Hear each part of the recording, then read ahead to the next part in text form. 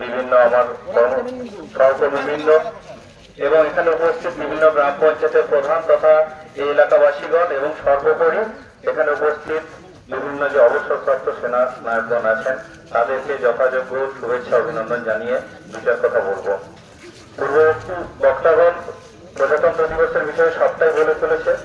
ভারতবর্ষের যে আমাদের সংবিধান বিশ্বের সর্ববৃহৎ সংবিধান, আমাদের যে বিভিন্ন ধর্ম, বিভিন্ন ভাষাভাষী, বিভিন্ন জাতির মানুষ বাস করে, তাদেরকে এই যে বৈচিত্র্যের মধ্যে একতা আনার জন্য সংবিধানকে এত সুন্দর করে বানানো হয়েছে।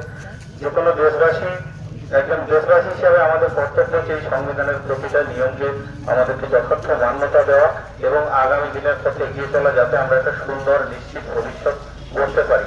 বর্তমান যুব প্রজন্মকে উদ্বুদ্ধ হতে হবে নিজের উন্নতির সঙ্গে সঙ্গে সমাজের উন্নতি ঘটানো, যাতে আগামী দিনে ভারত বিশ্বের সবাই শ্রেষ্ঠাসন হবে। এই কামনা জানিয়ে আজকে ক্ষুদ্র বক্তব্য শেষ করি।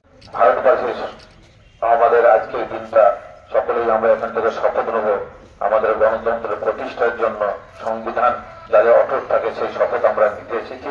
আরো একবার আমরা উল্লেখ জানাচ্ছি আমাদের বীর সন্তানদের, যারা আমাদের ইউএস আর্মি মিলিটারি থেকে এসেছেন, তাদের এবার আমরা ধন্যবাদ জানিয়ে সকলকে জাতীয়তাবাদী অভিনন্দন জানিয়ে আমার ছোট্ট বক্তব্য শেষ করলাম। নমস্কার, সকলেই ভালো থাকবেন। আজকের একটা অনুষ্ঠানে কোথায় কি প্রোগ্রাম করলেন, কিভাবে হলো? আজকে সারা দেশ জুড়ে পালিত হচ্ছে ৭৬তম প্রজাতন্ত্র দিবস। তো সে মন্তেশ্বর ব্লকও সেই উপলক্ষে প্রজাতন্ত্র দিবস পালন করল। কে কে উপস্থিত ছিলেন? এখানে উপস্থিত ছিলেন এখানকার পঞ্চায়েত সমিতির সভাপতি, তারপর আমাদের বিডিও স্যার, আমি, তারপর আমাদের বিভিন্ন কর্মীবৃন্দ এবং সর্বোপরি এলাকার প্রধান, বিভিন্ন মানুষজন এবং সেনাবাহিনীর বিভিন্ন সদস্য যারা রিটায়ার্ড পারসন তারা এসেছিলেন। তা এই অনুষ্ঠানটা কিভাবে হলো?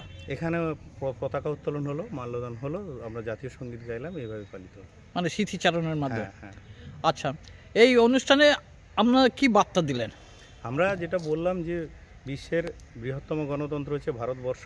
200 বছর ইংরেজ অপশাসনের হাত থেকে আমরা যে স্বাধীনতা পেয়েছিলাম, সেই স্বাধীনতা সুফল যাতে সারা দেশবাসী সমানভাবে পেতে পারে, তার জন্য দরকার ছিল কিছু নিয়মকানুন, যাকে আমরা নাম দিয়েছিলাম সংবিধান হিসাবে।